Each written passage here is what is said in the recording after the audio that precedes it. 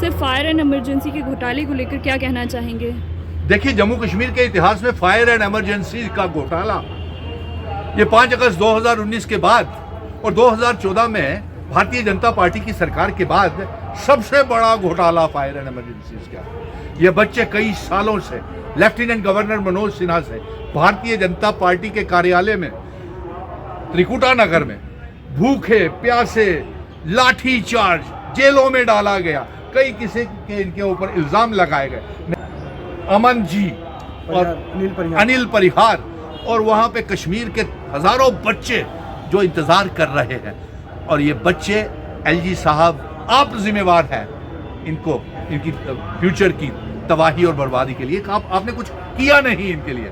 और मैं चुनी हुई सरकार से कुछ कहूंगा, चीफ मिनिस्टर उमर अब्दुल्ला साहब से, कि आप फायर एंड इमरजेंसीज की, आपने कहा था कि आपने एंटी करप्शन ब्यूरो को ये हिदायत जारी की हुई है कि फायर एंड इमरजेंसीज की फाइल जल्द ही चीफ मिनिस्टर साहब के टेबल के ऊपर आए। तो मुझे पूरा भरोसा है अमन, अनिल, कि आपका काम होगा और करना भी चाहिए। लेकिन अफसोस इस बात का है कि हमारे जम्मू कश्मीर का नौजवान 5 अगस्त 2019 के बाद 30 लाख बेरोजगार नौजवान हो गए। ये इसी प्रेस क्लब में ये फायर एंड इमरजेंसीज के बच्चों को धरने प्रदर्शन किए।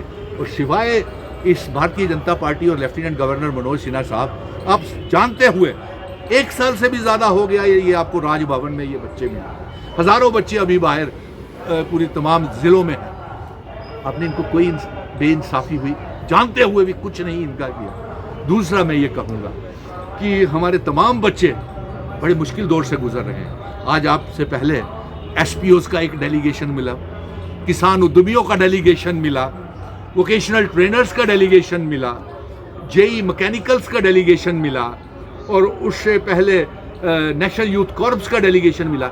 एसपीओज़ को कहना है तनख्वाहें नहीं मिल रही। बताइए क्यों नहीं मिल रही? वोकेशनल ट्रेनर्स का कहना है, अनिल, अमन, तनख्वाहें नहीं मिल रही।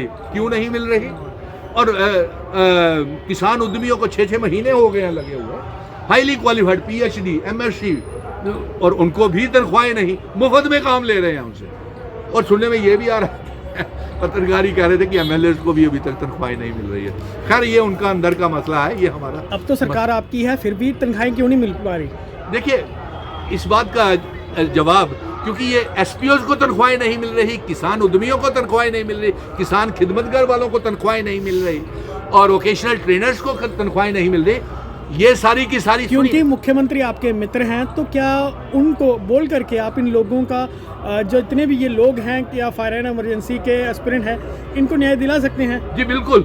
देखिए, सबसे पहले तो बात यह है कि पिछले 10 साल में इतना कैंसर फैल चुका है जम्मू कश्मीर में, बेरोजगारी का दर बदर हो गया मेरा पढ़ा लिखा नौजवान, किसी को नौकरी नहीं मिली। और दूसरी बात, ये आप कह रहे हैं कि इनको तनख्वाहें क्यों नहीं मिली, एसपीओज़ को, वोकेशनल ट्रेनर्स को, किसान खिदमत, ये सारे के सारे एलजी की सरकार के दौरान लगे हुए हैं।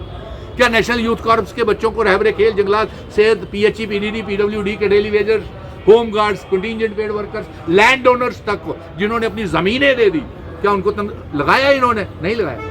अभी 1 महीना हुआ है, चुनी हुई सरकार आएगी है, बहुत बड़े बड़े वादे हैं। मुलाजिमों के लिए भी 1 लाख नौकरियां इनको देनी है, 12 गैस के सिलेंडर भी देने हैं, 200 यूनिट फ्री बिजली भी देनी है, डबल राशन भी देना है। और कोई सवाल है तो बात कीजिए। चीफ मिनिस्टर साहब ने इनसे खुद वादा किया हुआ है फायर एंड इमरजेंसी से, और कहा है कि जम्मू को आज एक और नया तोहफा मिला है, एक टोल प्लाजा और मिल गया है। उस पर ये लगान जजिए, 5 अगस्त 2019 के बाद ये लगान जजिए। कभी सरोवर से क्या मिशन स्टेटहुड के प्रेसिडेंट सुनील डिम्पल इस टोल प्लाजा की आवाज उठाएंगे या फिर खुद चल करके वहां पर जाके लड़ाई लड़ेंगे? बिल्कुल जाएंगे। आपको पता नहीं, सरोवर टोल प्लाजा से जम्मू से लेकर के सांबा तक और सांबा से लेकर के कठुआ तक ये जंग लड़ी है। यही नहीं, पंत टोल प्लाजा के लिए भी, नासरी टोल प्लाजा के लिए। अब देखिए, इतने लगान और जजिए जम्मू में लग गए हैं, जम्मू कश्मीर में लग गए हैं। श्रीनगर से जम्मू तक इतना पेट्रोल नहीं लगता जितने टोल प्लाजा के किराए लग जाते हैं। बताइए, तो ये लगान और जजिए नहीं लगने देंगे।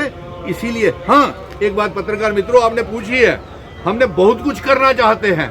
अगर भारतीय जनता पार्टी ने रोड़े नहीं अटकाए जिस तरीके से, जब तक रियासत का दर्जा वापस नहीं आएगा, 370-35 से स्पेशल स्टेटस वापस नहीं आएगा, जम्मू कश्मीर के साथ ही इस तरह की बेइंसाफी होती रहेगी।